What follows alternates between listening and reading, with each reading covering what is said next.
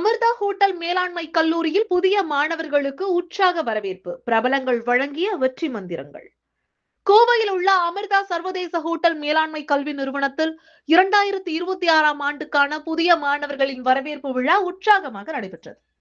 நிறுவன வளாகத்தில் நடைபெற்ற இந்த நிகழ்ச்சியில் புதிய மாணவர்கள் பாரம்பரிய முறையில் வரவேற்கப்பட்டனர்.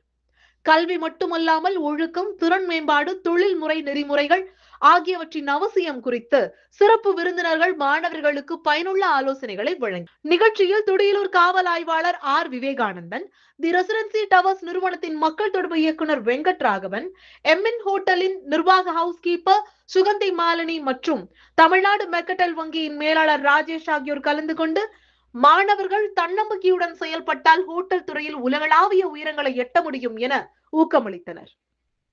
அமிர்தா கல்வி நிறுவனத்தின் தலைமை செயல் அதிகாரி சுரேஷ்குமார், நிர்வாக அலுவலர் புவனேஸ்வரி மற்றும் துறை தலைவர் டாக்டர் கார்த்திகேசவன் ஆகியோர் மாணவர்களுக்கு கல்வி, தொழில் வாய்ப்புகள் மற்றும் எதிர்கால வளர்ச்சி குறித்து வழிகாட்டினர். மேலும் முன்னாள் மாணவர்களான தொழில் முனைவோர் பிரவீன்குமார், பாஸ்ட்ரி செஃப் கிறிஸ்டி பிரியா, மனிதவள நிர்வாகி நவீன்குமார் ஆகியோர் தங்களது வெற்றி பயணத்தை பகிர்ந்து கொண்டு புதிய மாணவர்களுக்கு உத்வேகம் அளித்தனர்.